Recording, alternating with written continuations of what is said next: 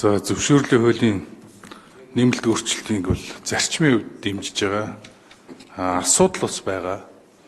Мэргэжлийн холбоодын нэгдсэн эвлэл гэж байгуулагдсан. За тусгай чигүүргийн зарим нэгэн асуудал зөвшөөрлүүдийг бол мэргэжлийн холбоодод чигүүрээр нь шилжүүлж байгаа. Гэтэ энэ мэргэжлийн холбоодын шинэ хуулийн дагуу энэ нь бол угаас өөрөө төрөөс илүү хүн сурталтай ашиг сонирхлын зөрчил бүхий газрууд үүсэт байгаа. Борооны дараах мөөх шиг маш олон мэргэжлийн холбоодууд үүссэн.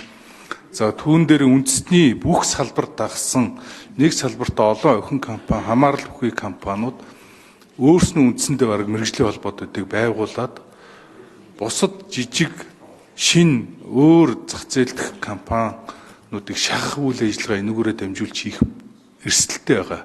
Тэгэхээр энэ болцсохгүй үр дагаврын энэ хуулийн ажлын хэсэг сайн анхаарч ажилласаа гэж хүсэж байна.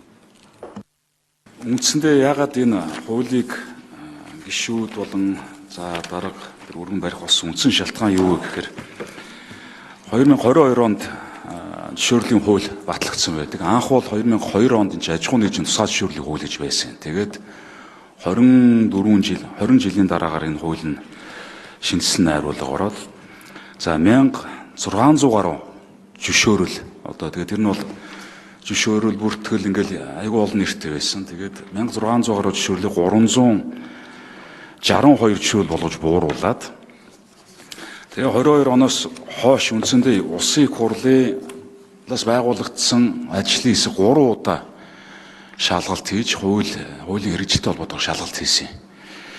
За тэгээд асуудлууд нь ямар асуудлууд гарсан бэ гэхээр сүүлдээ бол нөгөө зөвшөөрөл гэдэг нэрээс татгалзаад бүртгэл, дүгнэлт, баталгаажуулалт, гэрчилгээ, магадлан итгэмжлэл, сертификат гэдэг нэртэй байдлаар зөвшөөрлөд олгогдож ирсэн. Тэгээ 362 зөвшөөрөл маань явсаар агаад 800 гаруй болсон баг өнөөдрийн байдлаар. Жишээлбэл журмаар 265 бүртгэл олгогдож явж байгаа. Журмаар. Дүгнэлтээр 232 дүгнэлт гарч өнөөдрийн байдлаар. Баталгаажуулалт тэгээд 72 төрлийн баталгаажуулалт хийгдэж явж байгаа. Гэрчилгээгээ 132 төрлийн гэрчилгээ олгогдоод явж байна. Магадлан итгэмжлэл гээд 30 магадлан итгэмжлэл явж байгаа. Сертификат гээд 9 төрлийн сертификат явж байгаа. Тэгэхээр эдрийг бүгдийн зэгцлэе.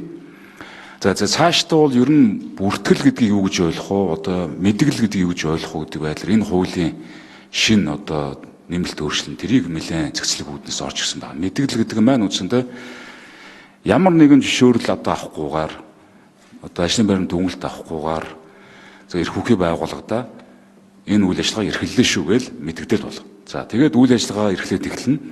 Гагцхүү ямар шаардлага тавигдах вэ гэхээр ихснээс хойш тэр шаардлагадаг шалгуур үзүүлэлтүүдэд бүгд нь хангаж ажиллах хэрэгтэй гэж байна. Стандартын шаардлагуудаа хангаад явна шүү гэдэг нөхцөл тавигдана. Эрх бүхий байгууллага нь мэдээж хэрэг очих шалгах эрх нь байна. Тэр нөгөө шалгууруудаа хангаагүй байвал үйл ажиллагаанд төдөлзүүлэх эрх нь бол байна.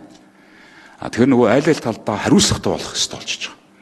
Нөгөө эргэн аж ахуйн нэгжийн тэр шалгуур шаардлагуудаа хангаад явах ёстой болно. Нөгөө талдаа бол шууд бизнесээ эхлүүлээд явах боломжтой болсон. Энэгээр бол үндсэндээ чигжид дунд үйлдвэр эрхлэгч нарт бол нэлээд нуруугийн тэнэлгсэн ийм хууль болно гэсэн үг.